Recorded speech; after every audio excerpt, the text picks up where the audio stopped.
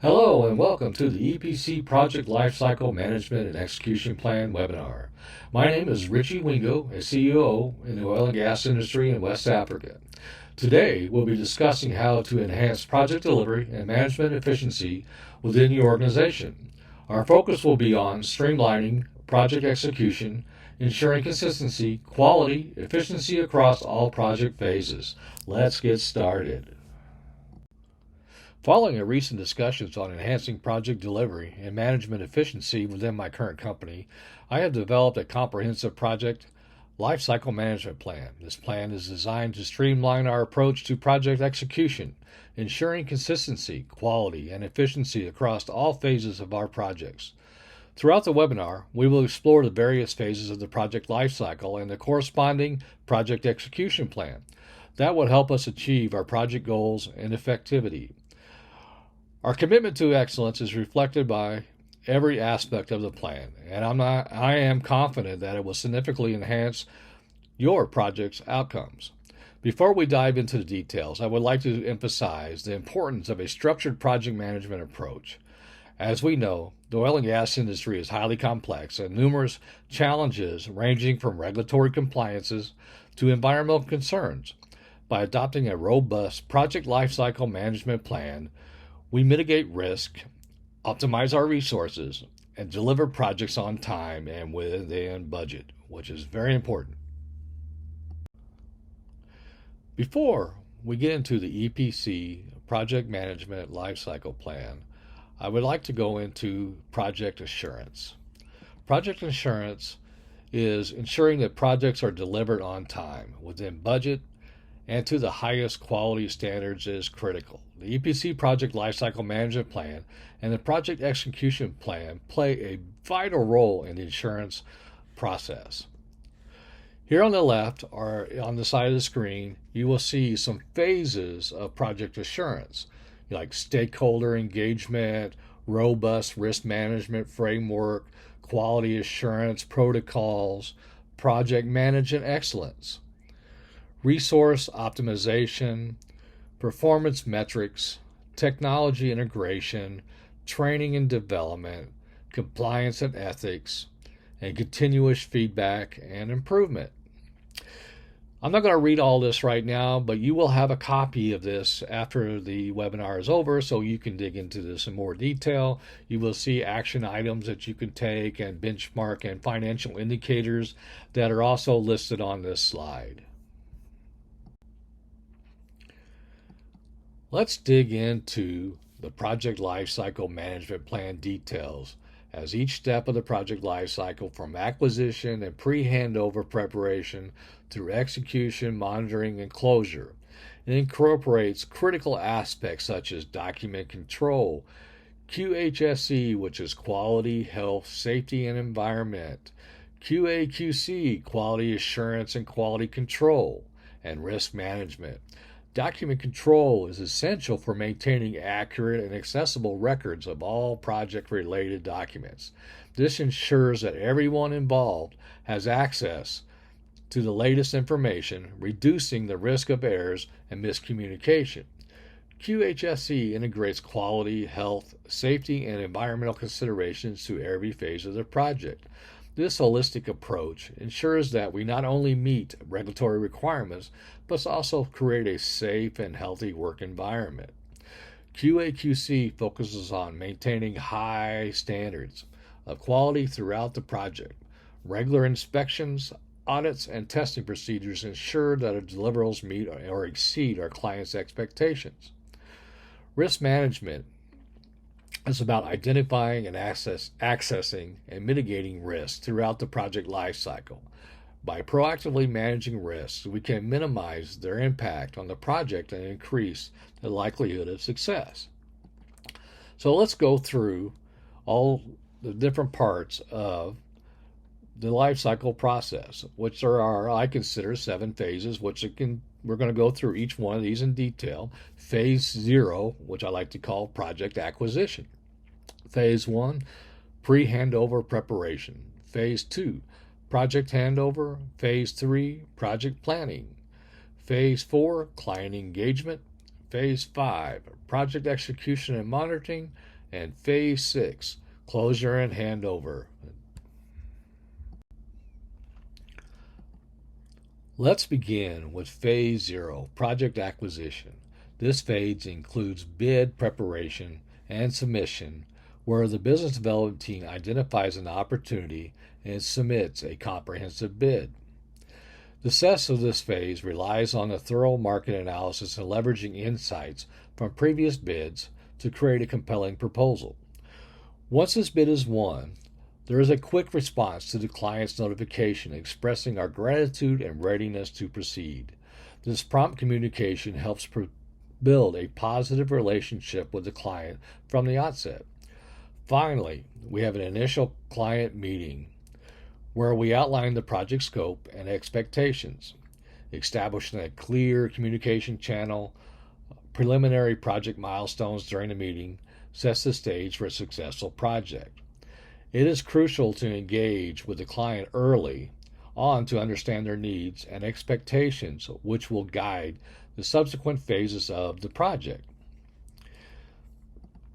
A tip for this Phase 0 project acquisition is leverage local insights and relationships is crucial for successful project acquisition in Africa.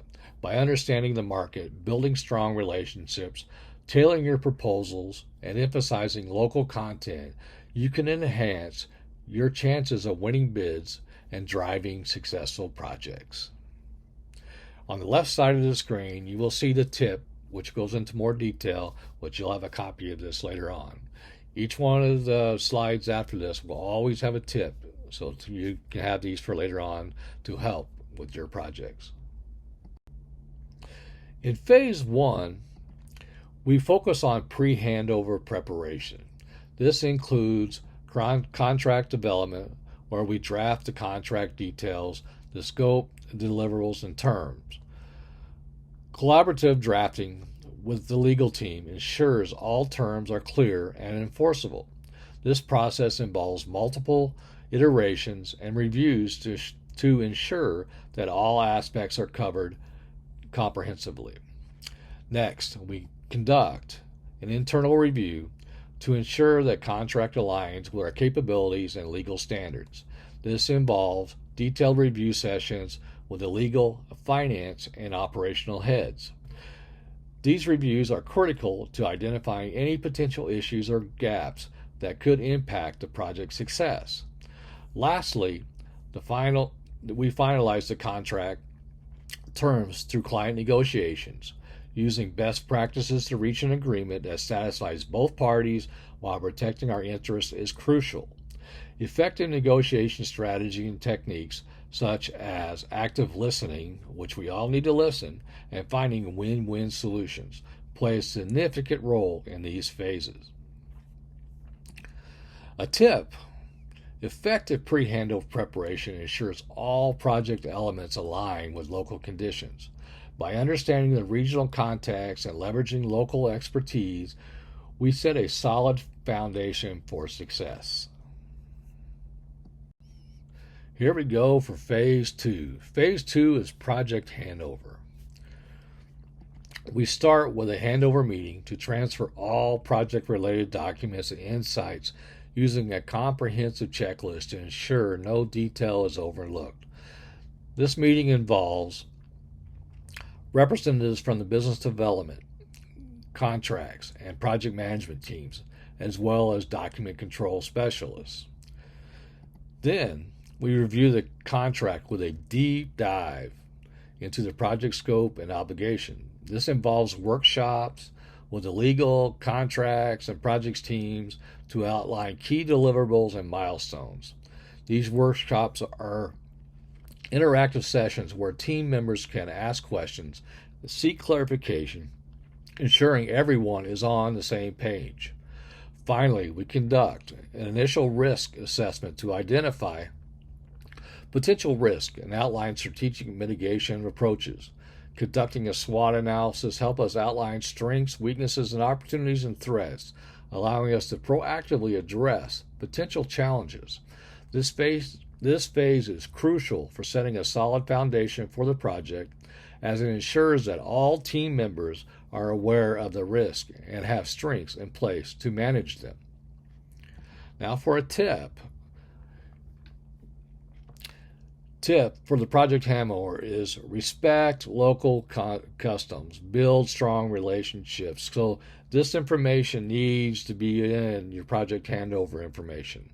Ensure it's clear, complete documentation. Engage stakeholders early, address concerns, train local teams, share knowledge. This is all about project handover.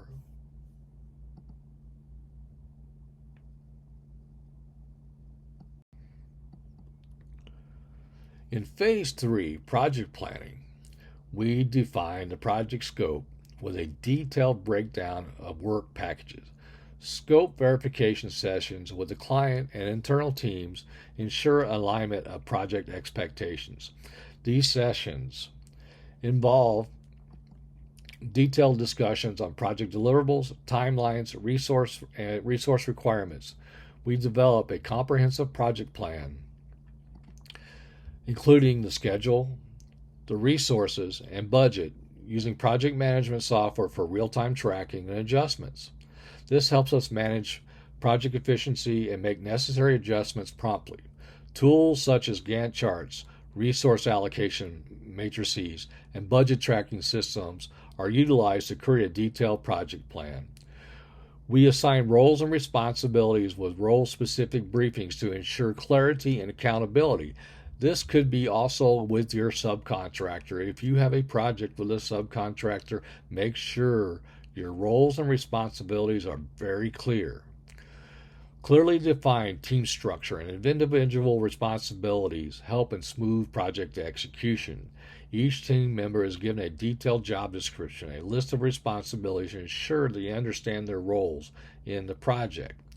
Finally, establish a communication plan, setting up protocols for internal and external communications, implementing regular update meetings, reporting templates, and escalating paths ensure effective communication throughout the project. Effective communication is critical for the success of any project, as it ensures that all stakeholders are involved and engaged. A tip for Phase 3, project planning, EPC project life cycle.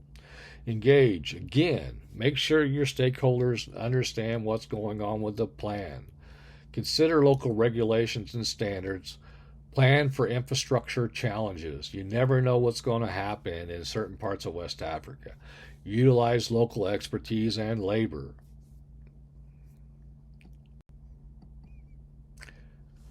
Phase 4 focuses on client engagement.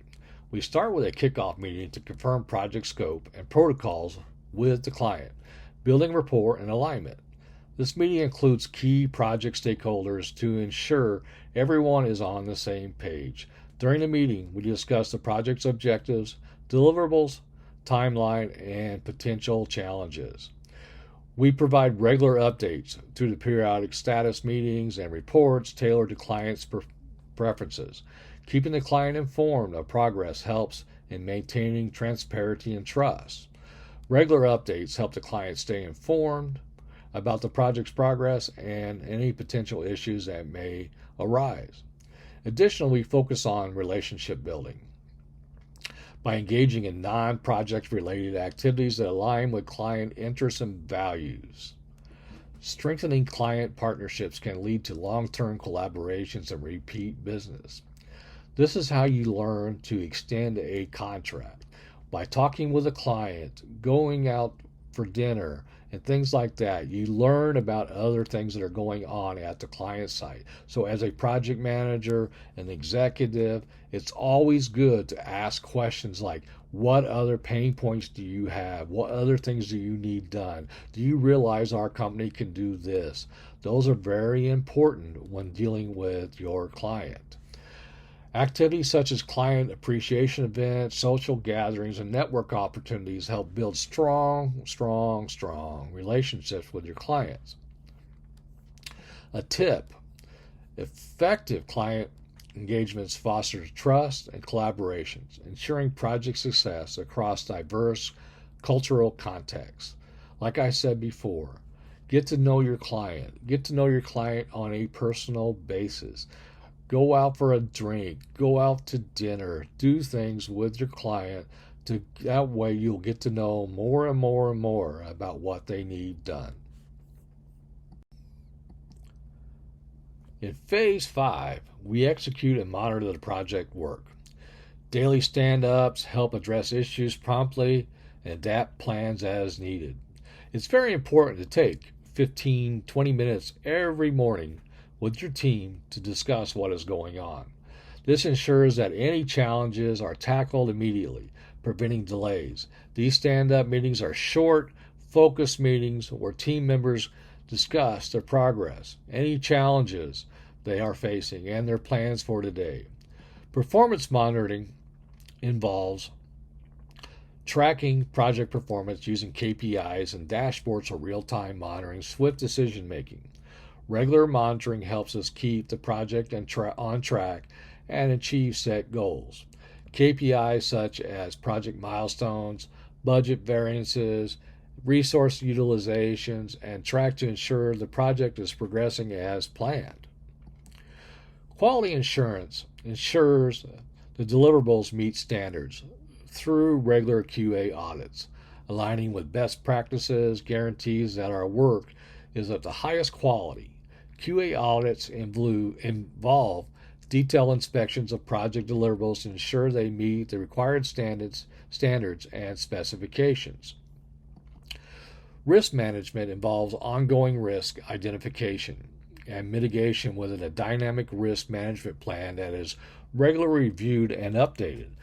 This proactive approach helps in minimizing risk and ensuring project success. Regular risk assessments and updates to the risk management plan help in managing new risks that may arise during the project. A tip is for the project experience, conduct daily stand-up meetings to address these issues. Like I said earlier, it's very important to take that 15-20 minutes every single day to discuss what's going on. Make sure your KPIs and you have good dashboards. Use things like Tableau, or you can just create some nice Excel, other things that you can do to keep track of what you're currently working on, what was completed since the last meeting, what risks that you're having. You'll have your financial indicators where you'll have your budget versus actuals, and any other financial indicators that you would like to have. You might even have some benchmarks that you want to have on there too. Put those all into a nice dashboard that your executives of your company can go bring up any project at any time and be able to click on it and they see exactly what's going on. Okay, now we are down to phase 6.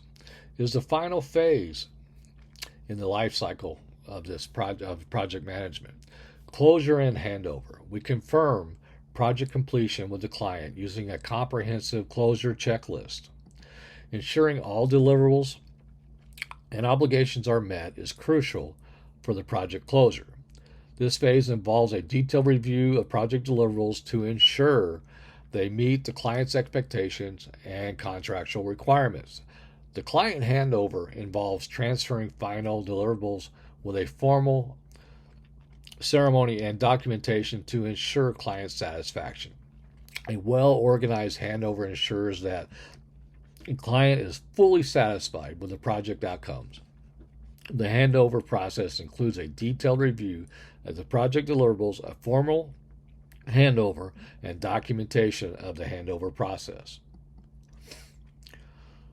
Finally, we document project insights in the lessons learned phase, facilitating a reflective session to capture learning and improve future project performance. This helps in continuous improvement and applying best practice to fulfill projects. Lessons learned sessions involve detailed discussions on what went well, what didn't go as planned, and what can be improved in future projects. A tip Successful project closure ensures client satisfaction. It sets the foundation for future opportunities. If your customer is happy, you're going to get more work. So always, always dot your I's and cross your T's on every single thing, and you will get repeat business.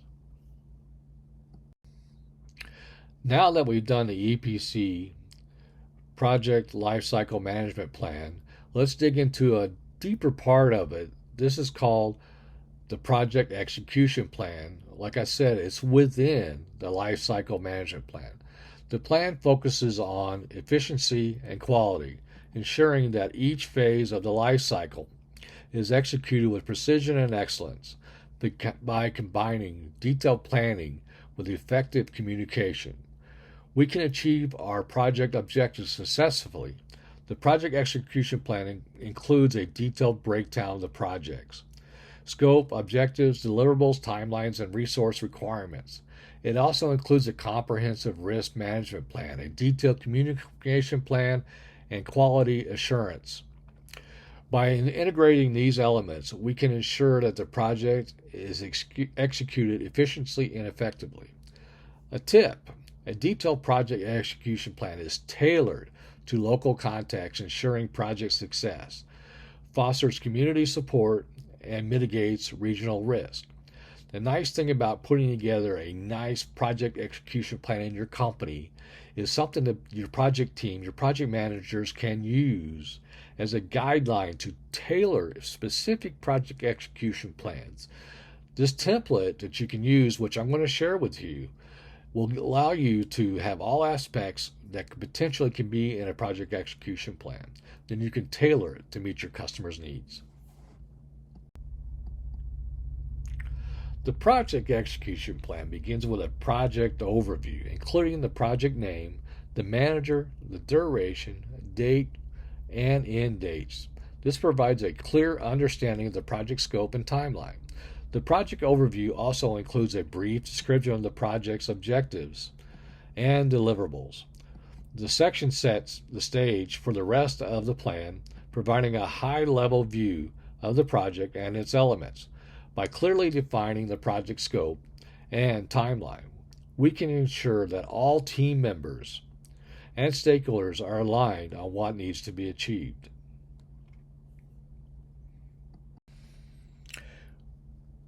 We outline the primary objectives of the project and identify key stakeholders. These stakeholders include executive management, the engineering team, business development, finance team, HSSE team, QA team, and clearly identify stakeholders and their roles, ensure effective collaboration and communication throughout the project. Understanding these roles and responsibilities of each stakeholder is very crucial for effective project management. By clearly defining the roles and responsibilities of each team member, we can ensure that everyone knows that their role in the project and can work towards the common project goals. A tip: a well-defined objectives and stakeholder engagement are crucial for EPC project success, ensuring clarity, alignment, and collaboration, especially if you're working with subcontractors, consultants, or anybody else that might be on the project. You need to make sure people know who the driver is, who are the technical partners, etc., etc., etc. That way everybody has a clear understanding of their role, and there will be no issues moving forward to complete a project. Define the scope of the project, including deliverables, milestones, and any limitation. This ensures all team members are aligned on what needs to be achieved. A well-defined scope helps in managing expectations and delivering the project's success. The project includes a detailed description of project deliverables, the key milestones, and the limitations of constraints. By clearly defining the project scope, we can ensure that all team members and stakeholders have a clear understanding of what needs to be achieved and work towards a common project goals. A tip: effective project scope management ensures alignment and local context, enhancing project success in Africa.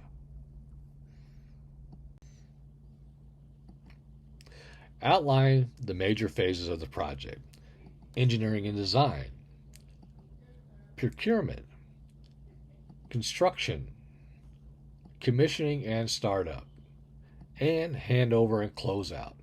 Each phase includes key activities that are crucial for project success. By breaking down the project into these phases, we can manage and execute each phase effectively. Each phase of the project includes a detailed description of the key activities, the deliverables, and timelines. By clearly defining the phases of the project, we can ensure that all team members and stakeholders have a clear understanding of what needs to be achieved in each phase and can work towards the common project goals. Project execution plan on the left side of your screen. This plan is a guide, like I mentioned earlier in the previous slides, that will allow you to tailor a PEP, or a project execution plan, for every project. The project execution plan is just a part of the overall EPC project lifecycle management plan. On the left side of the screen, this is almost like a flow chart. You will look to see how the flows through, but you can take this and customize it to any one of your projects. It can be one for a client. It can even be one for an internal project in your business. So take a look at this closely, as you will get a copy of this later on. Create a visual timeline to highlight key milestones and deadlines. A Gantt chart or a timeline graphic can be very effective for the purpose. This visual representation helps you tracking the project progress and ensuring timely completion of milestones. The project timeline includes a detailed breakdown of the key milestones and deadlines, along with the start and end dates for each phase of the project. By clearly defining the project timeline, we can ensure that all team members and stakeholders have a clear understanding of the project's timelines and can work towards meeting the deadlines. A tip: a well-structured timeline ensures timely project completion and quality deliverables. Break down the major task into a work breakdown structure. This helps in assigning responsibilities and ensuring that every aspect of the project is covered. And a detailed WBS provides clarity on tasks and facilitates effective project management. The WBS includes a detailed breakdown of the major tasks and activities, along with responsibility and timelines for each task. By clearly defining the WBS, we can ensure that all team members and stakeholders have a clear understanding of the tasks and responsibilities and can work towards a common project goal. A tip: essential for the EPC project lifecycle and project execution plan, a well-structured WBS ensures clarity, accountability, and effective project management. Because when you have your status meetings, your project manager can bring up the project plan with a WBS with people's names right next to their task and can hold people and make them accountable for what they're supposed to deliver.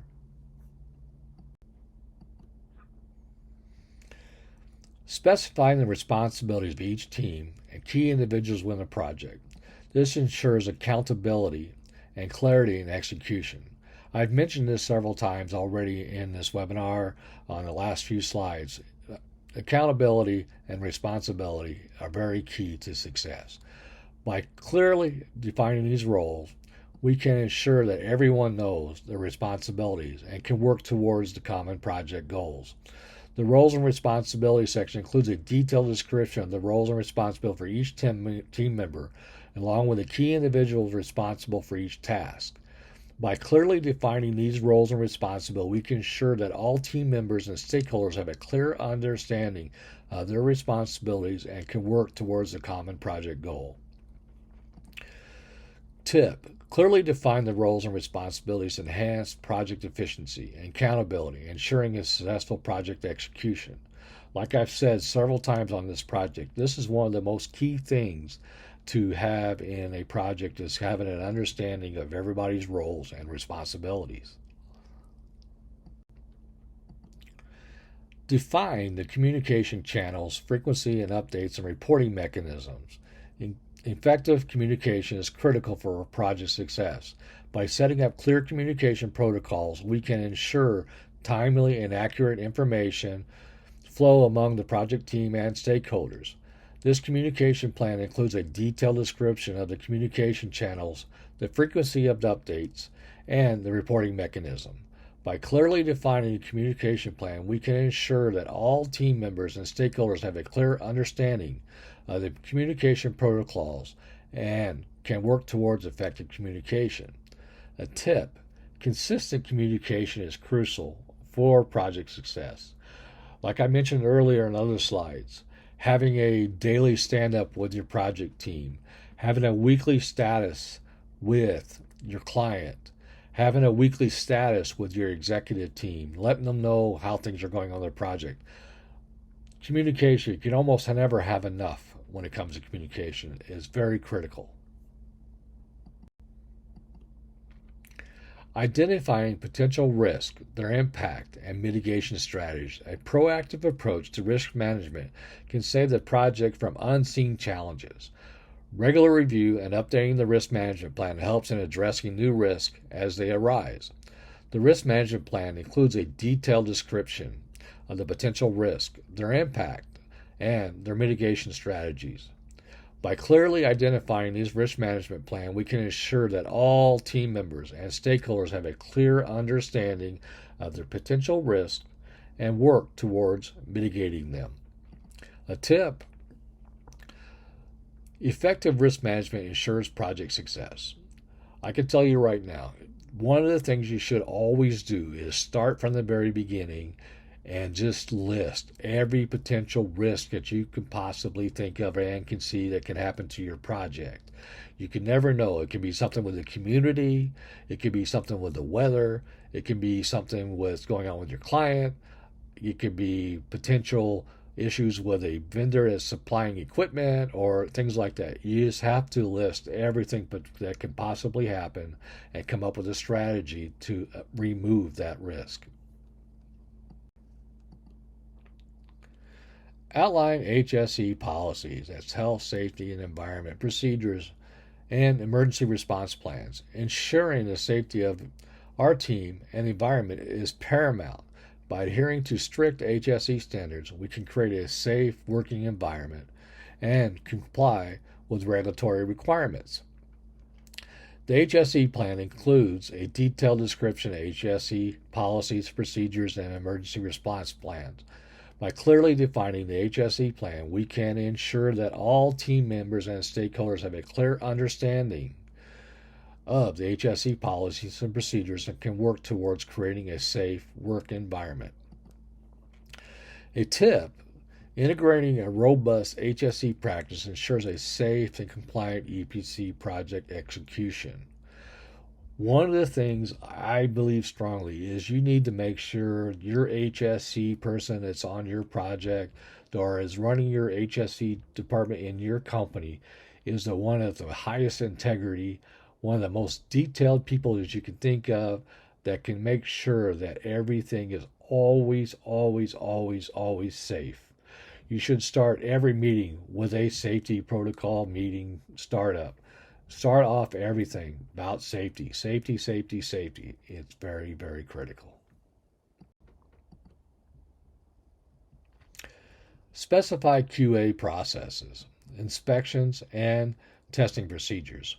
These ensure that the project meets the highest quality standards. Regular QA audits and inspections help in maintaining quality throughout the project lifecycle. The QA plan includes a detailed description of the QA processes, inspection, and testing procedures.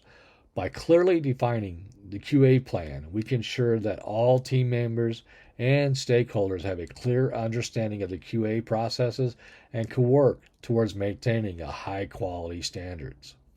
A tip: implementing a robust quality assurance measures ensures project deliverables meet industry standards, enhancing client satisfaction and project success.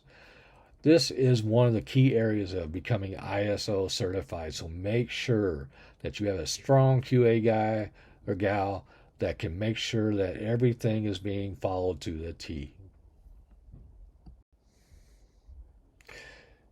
Detail the procurement plan, including vendor selection criteria and contract management.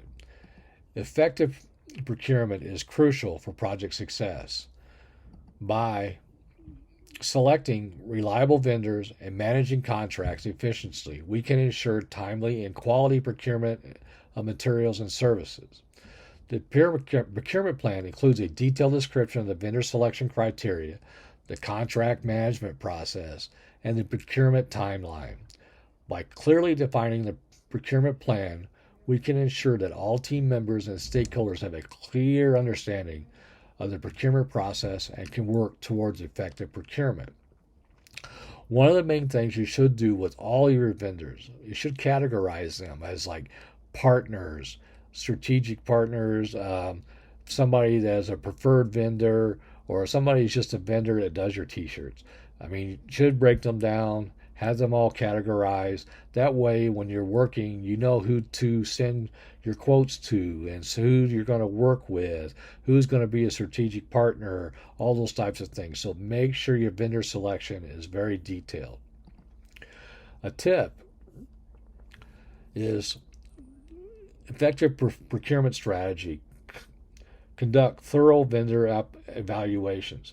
One of the things that's very important is to have your QA team also get involved and vet all these vetting process for all your vendors and suppliers.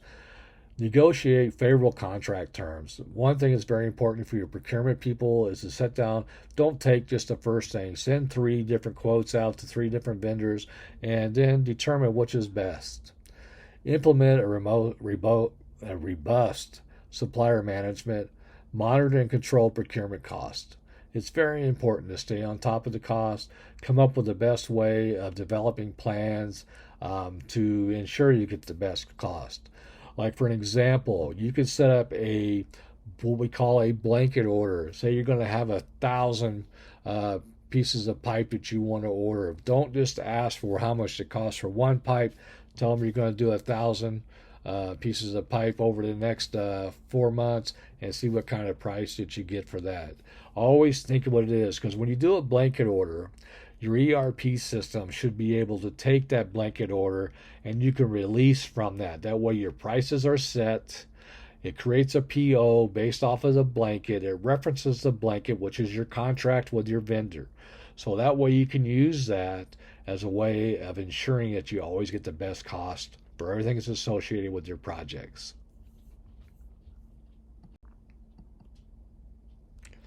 Provide a budget overview and financial reporting structure. Managing finances effectively ensure the project stays on track. Regular financial reporting and monitoring helps in controlling costs and staying within budget. The financial management plan includes a detailed description of the budget overview, the financial reporting structure, and the cost control mechanisms. By clearly defining the financial management plan, we can ensure that all team members and stakeholders have a clear understanding of the budget and can work towards effective financial management. This is another thing which I'm going to mention later on when we start talking about project status reporting, that it's very important to make sure that our budget is covering the cost that we want to track on a project. Your ERP system or whatever system that you're using should have categories for each type of cost, and it should have monthly budget buckets by each one of those costs by project. So that way, when you're sit there and your ERP system starts reporting inventory being moved to a project, POs being received against a project, payments being made against a project, all those types of things are being captured, and that way you can start doing a budget versus actual review on your project status reporting, which is going to be mentioned later on in the webinar. One thing that's very important is implemented automated approval workflows for efficiency. This includes initiation, review, and approval steps involving key teams such as engineering, business development, finance, HSE, and QA. Automation helps in streamlining processes and reduces approval times. The automation and approval process plans include a detailed description of the automated approval workflows. the initiation, review, and approval steps, and the roles and responsibilities of each team. By clearly defining the automation and approval process, we can ensure that all team members and stakeholders have a clear understanding of the approval workflows and can provide work towards efficient and approval process. A tip: implementing automated approval process enhances efficiency, reduces delays, and ensures consistent and transparent project execution. I'll give you an example. I worked for a company that was a very large EPC company in West Africa. At the time when I started working for them, like every time a vendor would send in an invoice, it would go all over the place. It would go to wherever the projects were located at. So there was no centralized point for that. So what we did is I sent out a memo to all of our vendors that all invoices, no matter how big or how small, had to come to the headquarter office and be worked with, or our AP clerk, AP managers, to take the invoices and assign them to a project. So what we did is we created a matrix that had the project and different dollar values on the project. And it would have a responsible person for each one of those levels. So if a dollar value came in, it would look to see who had the approval process on it. So what happened is AP then would took those invoices and they logged them. And most ERP systems have a way of logging an invoice, which doesn't have any impact on the general ledger. It's basically just putting it in there as a holding spot until it is approved. So when AP put this voucher into the system, it sent an email, just automatically sent an email to the person that was in the matrix to get their approval. They had the ability, when they got the email, they could approve or reject and put some kind of a description of why they rejected it, and they would just send it back to AP, and they would have to find out the reasons why to send it back out for approval again.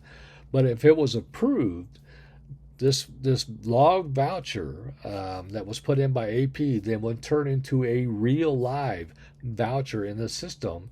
So our liability is now tracked within our ERP system, and it has been approved. It was done in a timely manner. We didn't have to wait weeks and everything. So when you're working on developing on who you're going to pay this week with AP, when you're cutting checks and all those types of things, you can run a real-time AP history of what's going on, what you have out there that's ready to be paid, and you can develop groups and make payments more effectively. So by putting together an automated approval process, you cut down times drastically. So it's very important to look into doing something like this. If you need help with something like this, please reach out to me. I've done this several times for other clients, and I can help you do something like this. So feel free to reach out to me. Establish a document control system for versioning and tracking changes. Proper documentation ensures that all project information is up to date and accessible. A robust document control system helps in maintaining document integrity and facilitating easy access to project documents. For an example, a lot of companies use things like SharePoint and stuff like that. You can put a lot of controls into what you're doing. You can give your clients access and everything like that. It's very secure. A document control plan includes a detailed description of the document control system, the versioning and tracking of changes and processes, and the roles and responsibility of the document control team. By clearly defining the document control plan, we can ensure that all team members and stakeholders have a clear understanding of the document control process and can work towards maintaining a proper documentation. A tip for this is effective document control is crucial for maintaining accuracy and compliance throughout the EPC project lifecycle or project execution plan. Potential CAPEX equipment purchases for a project. This is sort of important because there might be a situation, instead of like having to rent equipment or rely on a subcontractor for the equipment, this might give you an opportunity to purchase equipment that you can use for this project and future projects. In this part, we will explore how managing Capital expenditures on equipment is integral to success on EPC projects. Key areas of focus. Identify major equipment needs. First, we need to identify the major equipment required for the project. This involves defining essential equipment necessary to meet the project scope and aligning these needs with the project goals and timelines. Proper identification ensures that all critical components are considered early in the planning phase. Budget and cost analysis. Next, we consider a thorough budget and cost analysis. This step involves estimating the capital expenditure for the major equipment purchases and performing a cost-benefit analysis. This analysis helps in justifying the expenditures, ensuring that they are within the project's financial constraints. Vendor selection and procurement. After budgeting, we move to vendor selection and procurement. Selecting reliable vendors is crucial for obtaining quality equipment. Negotiate strategies are Negotiating strategies are employed to ensure cost-effective procurement, balancing quality and budget requirements. Integrating with project schedules. Integration with the project schedule is essential, ensuring timely delivery, and essential for the equipment requires coordination with the overall project. This integration helps in maintaining project timelines and avoiding delays. Well, this is very important. If you're needing a bulldozer at a certain time in a project and it's going to be delayed by 2 weeks, it can mess up your whole project. So make sure you hold your supplier to a timeline, and you make sure you plan well ahead of time to ensure that these things are going to come on time. The next step is risk management. Finally, we focus on identifying potential risk associated with equipment purchases and developing mitigation strategy is vital. This proactive approach minimizes disruption, ensures smooth project execution. A tip is when planning CAPEX equipment purchases, always conduct a total cost of ownership analysis. This approach goes beyond the initial purchase price and includes associated costs over the equipment's life cycle, such as maintenance, operation, and disposal cost. By conducting a TCO, you can make more informed decisions will align with long-term project and financial goals. It's very important to do a TCO.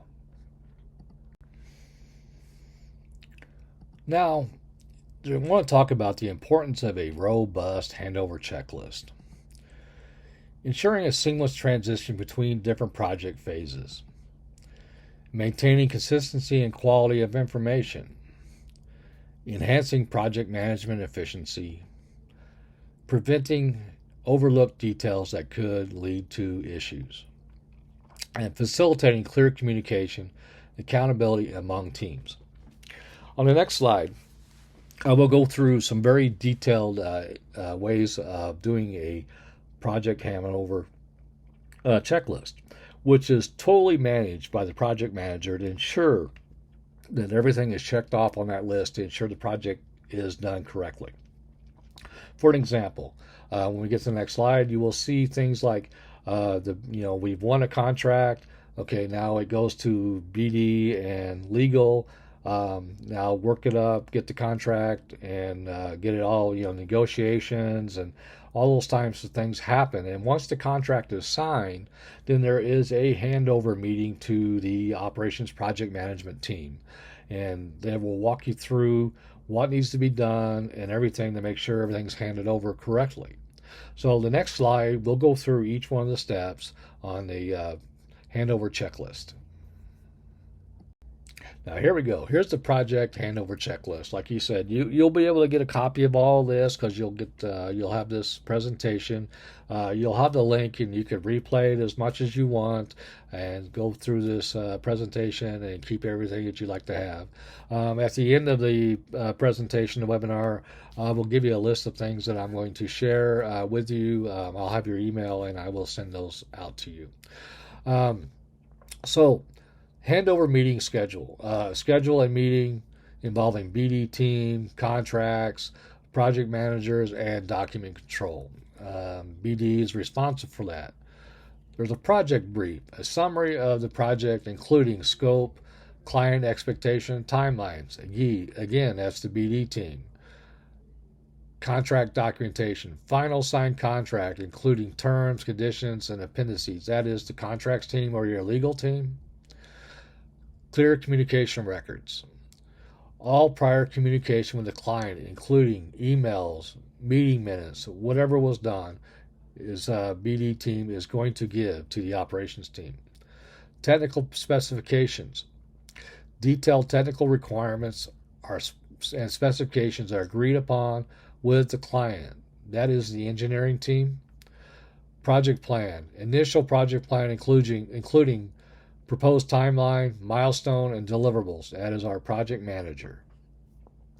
Budget details. Detailed budget breakdown, including estimated cost, billing schedule, and payment terms. That's our finance team. Risk assessment report.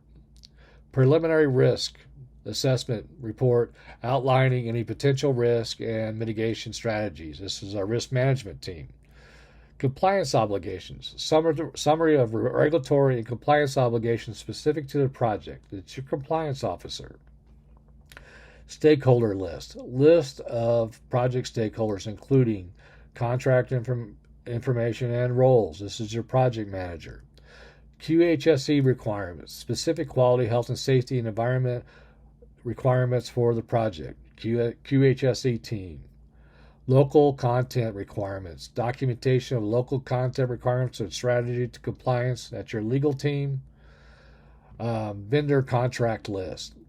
Preliminary list of potential vendors and contractors, including past performance reports, are available. That's your procurement team. Existing challenges and issues, any team challenges or issues that could impact the project with suggested action items. That's your BD team. And document transfer. Ensure your project-related documents are transferred to the project manager and updated to the document management system. That's your document control team. So again, take this presentation when you get it, rewind it as much as you want, and you can have this document checklist as yourself. And you can create this. You can actually customize this for your projects. If you feel like there's something that's missing, you can add it, or anything you feel it's maybe overkill, you can remove it. So this is totally customizable. It's just my suggestion and things that I've used in the past that I feel are very, very, very valuable. Some notes for the checklist when you're working with this checklist. Completion of the checklist. The project manager is responsible for ensuring each item on the checklist is completed and checked off before the project moves into the execution phase. Documentation. All documentation should be stored in a centralized documentation management system and with appropriate access and controls. I mean, you can use things as, like I said, SharePoint, OneDrive, and cloud, whatever you want to use, as long as you have the security and things that you need from your environment. Follow-up. A follow-up meeting should be scheduled after the handover to address any questions and ensure all parties have a clear understanding of their responsibilities. You have the handover. It's always good to just have another quick one to make sure that everybody understood what they were supposed to do. So, like I said, it's always good to do follow-up. Closing remark on this. The comprehensive handover checklist is designed to ensure that every critical aspect of the project is considered and communication effectively, trying to avoid any fundamental issues with the project. So if you got complete handover of this, everybody's signed off, the project manager's on top of everything, you should have a very successful project.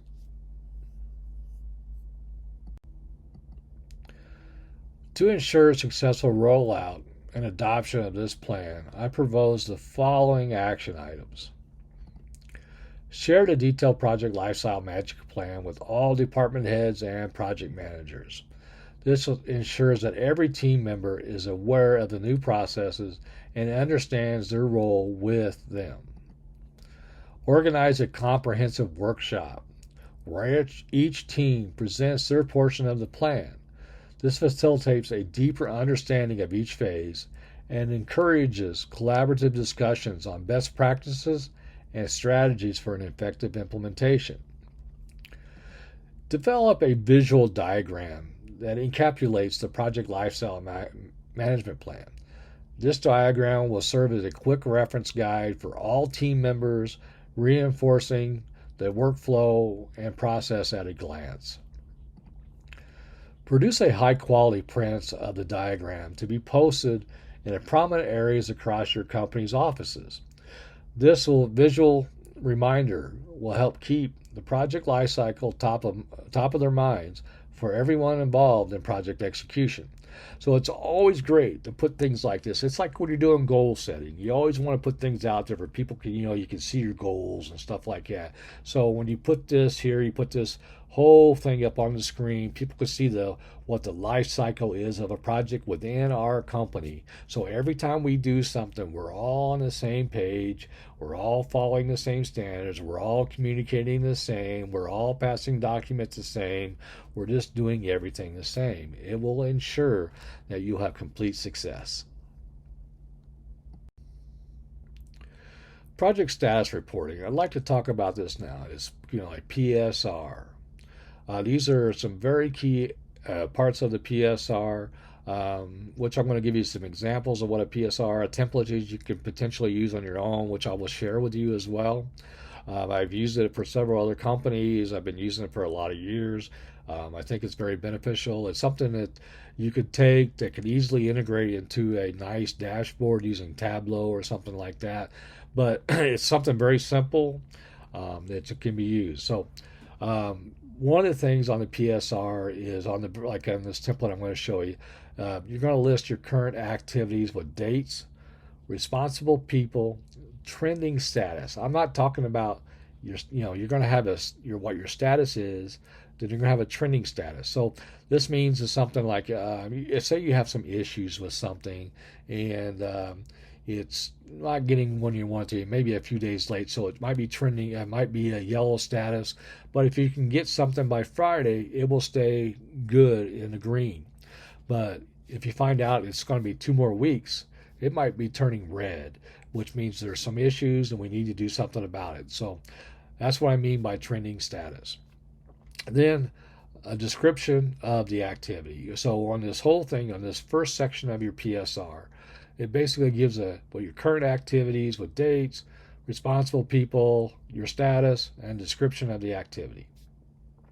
The next part of the PSR is completed activities from the last meeting. So you will list off everything. So every Monday when you have your weekly status, you will only list what was completed from the last meeting. So that section will show what was completed, the date it was done, and a description of what was done to get it to be completed. It's very important to show that.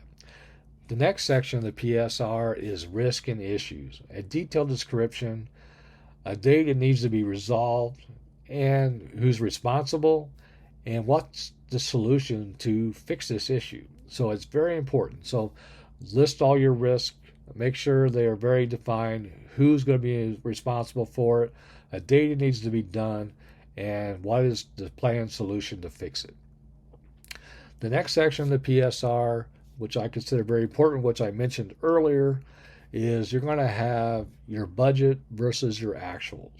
So you're going to have identify which costs that you want to track and which ones you're going to budget for on your project. So part of your PSR will actually show, here's my budget across my monthly buckets, and then it will show you actual activity that's coming from your general ledger or your AR AP system will show up on there. That way you can compare your actuals versus budget. You're also going to have different financial indicators and some benchmarks, which I'll go into those a little bit later on. I'm going to give you a list of different financial indicators that you can use and also some benchmarks that are very important for your project. Like I said, you could take all this information and If you have a robust enough system where you can have something like Tableau or something like that can read this information that you're storing it can make very, very nice dashboards that for your executive team can take a good look at what's going on with any project. So they just click on a project, boom, it comes up what the current activities are, boom, what was done, boom, this is my risk, boom, this is my actuals versus my budget, am I profitable, how much money has been spent this to date, how much revenue we've gotten to date, all that kinds of things that are on there. So it's very, very important. Okay, guys, here is what I was talking about on the previous slide. This is an example of a template that you can use to give to your project managers for your EPC projects. You can give this to your managers for your operational team, how they report status to you. You can give this to anybody within your company on how to report status to each other. So I'll walk you through the template here. Basically did on the previous screen, but I want to walk you through it again. It's the top left. You can put the project name, and then you can put what week it is and what month and year on the right side. Then you put the project lead, project manager, whatever you want to put there. This next section is for current tasks. This is where you would put in the task, the date it's due, percentage complete, and like here's what I was talking about status earlier. You can have your status be green, yellow, or red, how things are going, and how's it trending. Then the next section over here is like, who's the owner of this? What are they going to do to get this done by the date it's due, and all those types of things. So it could be all listed in there. When you're seeing this template, this is a condensed version of it here. So when you're doing an actual PSR, I mean, your current task, you might have 50 people working. So under this, so you might see this might go 2 pages for current task. You might have completed like 20 things last week. So this could be multiple pages. So this is just a condensed version. So the next section is completed. So you would list what was completed, the date it was delivered, how it went. You can say what status, what part of the project it's in, who did it, and how they completed it on time. Then the next section is your risk, any issues, things like that. So you would list there. You'll put the owner, the date it's due, and what are they going to do to get this done. You never want to see somebody come here without a solution. There always should be some type of solution whenever there's a risk, so to make sure it gets completed on time.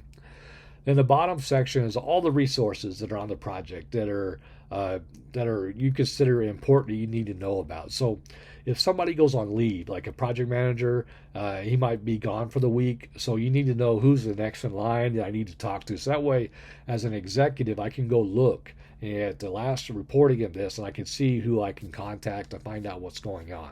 So it's very important. So taking this information here, you could take this all and have it put into a database and have Tableau or something like that built over that build some really nice dashboards that the executive team can see how things are going.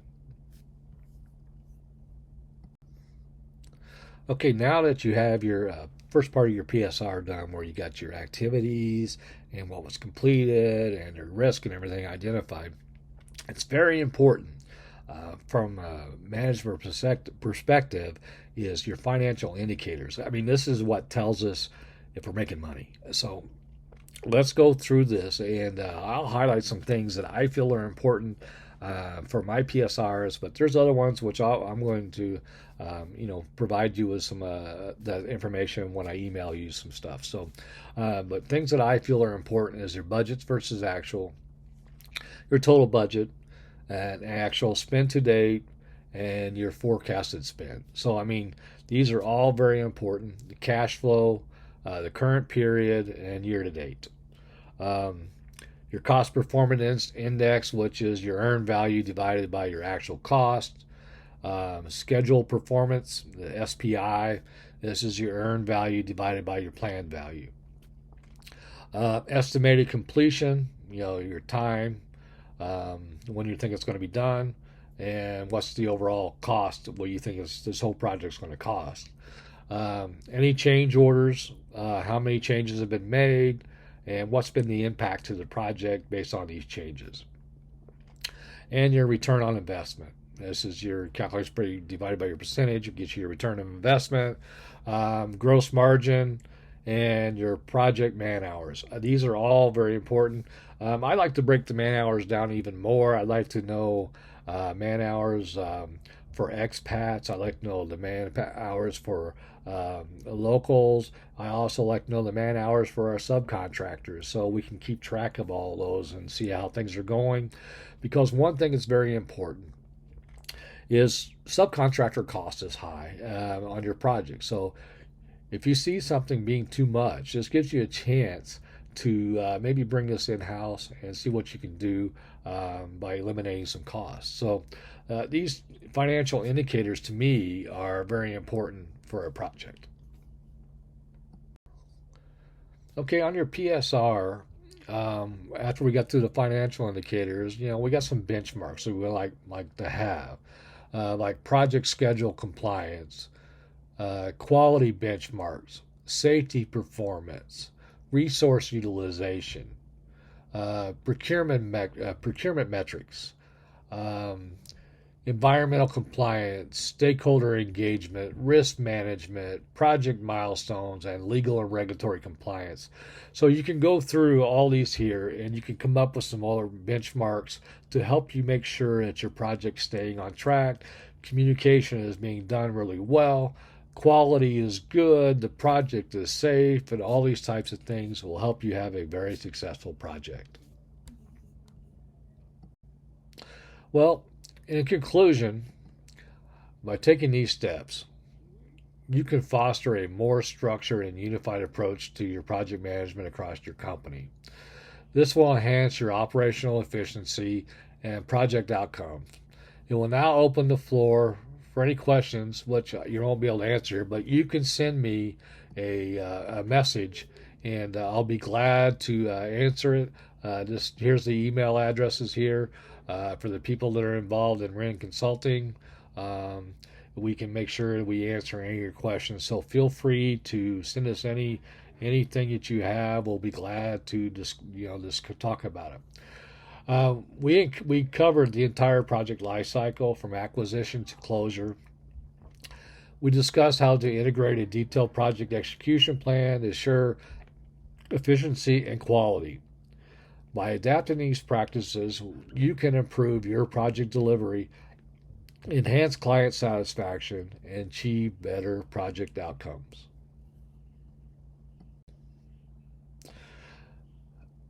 Like I promised, I'm going to share you some documents. So for being on this, I'm going to send you the EPC Project Management Lifecycle Plan. You can tailor it however you want to use for your company. Project execution plan. We'll send you a template on how you can create your own PEP for each project. Project handover checklist, project status reporting template, and a promo code to secure 20% off the next webinar. So next time we have a webinar, we're going to try to start having these once a month, and that way you can get 20% off the next one. Thank you for attending this webinar. Your participation is generally appreciated. If you have any further questions or need additional information, please feel free to contact me. You have my email on the previous slide, and I would be glad to have any type of discussion with you. I want to thank you for taking part in it. This is our very first pre-recorded webinar. I hope that these insights that we brought forward will help you in your business. Look out for our next webinar. It'll be coming soon. Like I said earlier, we'd like to start having these like once a month. I will share templates that we were using in this presentation via email or post them on the video site. Again, thank you very much for taking the time to be a part of our very first webinar. Thank you.